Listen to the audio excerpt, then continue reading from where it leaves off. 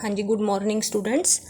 कल बेटा हमने किया था आपका difference between micro and macro economics. आज हमारा उसी चैप्टर में नेक्स्ट टॉपिक है scope and significance of macro economics. Scope, बस एक बात ध्यान रखना कि स्कोप में नंबर ऑफ चैप्टर्स जो हम सारे मैक्रो इकोनॉमिक्स में इस बुक में पढ़ेंगे वो सारा उसका स्कोप ही है। स्कोप का मतलब क्या है कि एरिया क्या है स्टडी का, क्या क्या पढ़ा जाएगा मैक्रो इकोनॉमिक्स के अंडर, वो सारा जो है स्कोप में आता है।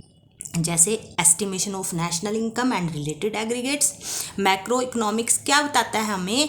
मैक्रो इकोनॉमिक्स हमें कंसेप्ट ऑफ नेशनल इनकम बताता है। ये हमें definition, estimation of national income, जो इससे रिलेटेड एग्रीगेट्स हैं जैसे जीडीपी, ग्रोस डोमेस्टिक प्रोडक्ट या एनडीपी, नेट डोमेस्टिक प्रोडक्ट, इसके बारे में बताता है। सेकंड है theory of employment. Macro economics और हमें क्या बताता है या स्टडी करता है? जो थ्योरी है रिलेटेड टू एम्प्लॉयमेंट या अनएम्प्लॉयमेंट, जो भी आपकी इकोनॉमी में है।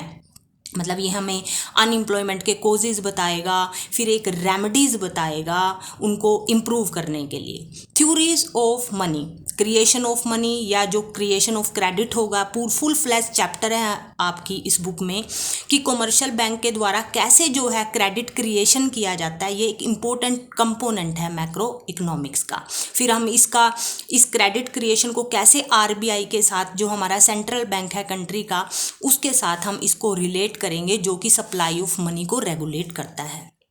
Theory of general price level या इन्फ्लेशनरी और डिफ्लेशनरी गैप, ये भी एक अनदर जो है सिग्निफिकेंट कंपोनेंट है मैक्रो इकोनॉमिक्स का। ये भी हमें जनरल जो प्राइस लेवल है जिसकी वजह से हमारा इन्फ्लेशनरी और डिफ्लेशनरी गैप होता है इकोनॉमी में, इसकी स्टडी कराता है।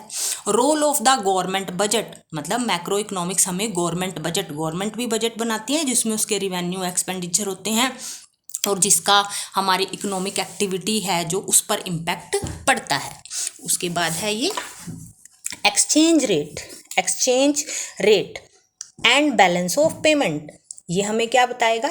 हम मैक्रो इकोनॉमिक्स के under determination of exchange rate पढ़ेंगे और इसको कैसे मैनेज किया जाता है इंटरनेशनल मनी मार्केट में। ये भी एक इम्पोर्टेंट एलिमेंट है स्कोप का। तो हमने क्या किया कि जो मैक्रो इकोनॉमिक्स है वो किन किन इश्यूज, मतलब कौन कौन से इशू हैं जिन पर वो फोकस करती है, कैसे ये हमें बताएगा इकोनॉमी फंक्शन करती है, कैसे इसको मैनेज किया जाता है ताकि हमारा सोशल वेलफेयर जो है वो मैक्सिमाइज्ड हो जाए। तो ये तो था स्कोप कि हम क्या क्या स्टडी करेंगे इस बुक में। पूरी जो हमारी ये 12 चैप्टर हैं, हम क्या क्या स्टडी करेंगे, क्या क्या स्कोप जो है वो मैक्रो इकोनॉमिक्स के अंडर आता है। उसके बाद है सिग्निफिकेंस, मतलब इसको पढ़ने की इम्पोर्टेंस, मैक्रो इकोनॉमिक्स की इम्पोर्टेंस, सिग्निफिकेंस को इम्पोर्टेंस बोलते हैं। तो कौन कौन से सिग्निफिकेंस है ये क्या बताता है हमें? ये हमें description of the economy, description मतलब चीज़ों को मतलब क्या कहते हैं, डिस्क्राइब करना, उसको एक्सप्लेन करना। मैक्रो इकोनॉमिक्स हमें एक डीप डिस्क्रिप्शन, देखिए हर पॉइंट को आपको दूसरे पॉइंट के साथ रिलेट करना है। हमने पीछे किया नेशनल इनकम, कि नेशनल इनकम के बारे में हमें बताता है गवर्नमेंट बजट के। तो आपको बार बार उस चीज़ को लर्न करने की ज़रूरत नहीं है, आप सिर्फ कंसेप्ट क्लैरिटी रखो, पीछे स्कोप में क्या आया था उसी को अपने वर्ड्स में लिखो कि डिस्क्रिप्शन, कि हमें ये एस्टिमेशन ऑफ नेशनल इनकम बताता है, हमें ये अनएम्प्लॉयमेंट के बारे में बताता है, हमें ये गवर्नमेंट बजट के बारे में जो हर साल जो है बनाया जाता है और सरकार के द्वारा, गवर्नमेंट के द्वारा रेगुलेट किया जाता है। तो आपने पिछली ही जो पढ़ा हुआ है आपका स्कोप, उसी को रिलेट करके जो है यहाँ उसको पॉइंट को डाल देना है। फिर क्या है ये road map of growth and development, मतलब हमारी इकोनॉमी के विकास के लिए, ग्रोथ के लिए ये एक रोड मैप है, एक रास्ता है। ये हमें एक रास्ता देता है। कुछ प्रोग्राम और पॉलिसीज इकोनॉमिक ग्रोथ के लिए जो है यहाँ बनाई जाती हैं। Economic stability, study of macroeconomics हमें क्या है, हमारी इकोनॉमी में स्थिरता, स्टेबल रहे, वो एक अप्रोप्रिएट मॉनेटरी पॉलिसी रहे। मॉनेटरी पॉलिसी मतलब ये फुल फ्लैश चैप्टर आएगा कि जो सेंट्रल बैंक के द्वारा बनाई जाती है, और फिस्कल पॉलिसी जो भी, ये भी गवर्नमेंट के द्वारा ही बनाई जाती है, बजटरी पॉलिसी इसको बोलते हैं। बैलेंस ऑफ पेमेंट के बारे में भी बताता है। बैलेंस ऑफ पेमेंट मतलब जो स्टडी करता है इंपोर्ट एंड एक्सपोर्ट, जो हम एक रेस्ट ऑफ द कंट्री के साथ करते हैं, कि जिसमें हम बैलेंस ऑफ ट्रेड भी पढ़ते हैं, unfavourable, favourable balance of trade क्या होता है, हमारी क्या कैपेसिटी है एक्सपोर्ट करने की, या हमारी क्या कंपल्शन है, मतलब इसमें हम स्टडी करेंगे बैलेंस ऑफ पेमेंट में एक्सपोर्ट और इंपोर्ट के बारे में। एक्सपोर्ट आपको पता है जो चीज़ हम बाहर भेजते हैं, और इंपोर्ट जो हम दूसरी कंट्री से यहाँ मंगवाते हैं। Problem of poverty and environmental pollution, macro economics हमें एक ये जो आपके कंट्री में पॉवर्टी की प्रॉब्लम्स हैं या जो इन्वायरमेंटल पोल्यूशन है, इनको भी सॉल्व करता है कुछ मैक्रो मॉडल्स यूज़ करके।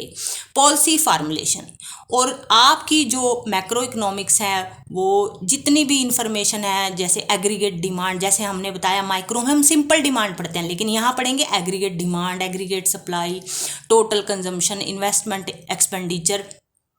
ये क्या है, ये बहुत यूज़फुल होती हैं एक किसी भी कंट्री की पॉलिसी को फार्मुलेशन करने के लिए, उसकी ग्रोथ और डेवलपमेंट को फार्मुलेशन करने के लिए। So these are the significance. Description of the economy देता है हमें, road map of growth and development देता है हमें, economic stability, balance of payment, problem of poverty and environmental pollution देता है, and policy. Please try to relate the points. आपको मैंने जो स्कोप बताया है उस स्कोप को आप सिग्निफिकेंस में थोड़ा सा रिलेट करने की कोशिश करो, क्रिएटिविटी से उसको लिंक को जोड़ो, क्योंकि क्रैमिंग नहीं करनी है, ठीक है, वो उसका कोई फायदा नहीं है। कंसेप्ट क्लैरिटी लगा के इसको सिग्निफिकेंस को जो है आप इजिली क्लियर कर सकते हो। तो अगर इस चैप्टर को मैं देखूं तो इसमें टोटल वही था, इंट्रोडक्शन थी, difference between micro and macro था, उसके बाद आपका स्कोप और आपका significance. This is the end of our first chapter of macroeconomics. हमारा जो मैक्रो इकोनॉमिक्स का है ये फर्स्ट चैप्टर हमारा एंड हो चुका है। अब अगर किसी बच्चे को ये सारा स्कोप और सिग्निफिकेंस बिल्कुल क्लियर है, वो जो भी पीछे एक्सरसाइज दी हुई है, multiple, short, reason based question, long answer question, वो जो है उसको ईजिली कर सकता है। तो मेरा जो नेक्स्ट लेक्चर होगा वो बैक एक्सरसाइज का ही होगा, मल्टीपल, शॉर्ट और लॉन्ग। आज के लिए मेरा सिग्निफिकेंस और स्कोप ही था। इसको आप अच्छे से, आपकी ये वीके पब्लिकेशन की बुक है TR जैन की, इसको आप अच्छे से जो है रीड करिए, फिर हम नेक्स्ट लेक्चर में जो है अपनी बैक एक्सरसाइज करेंगे। Thank you.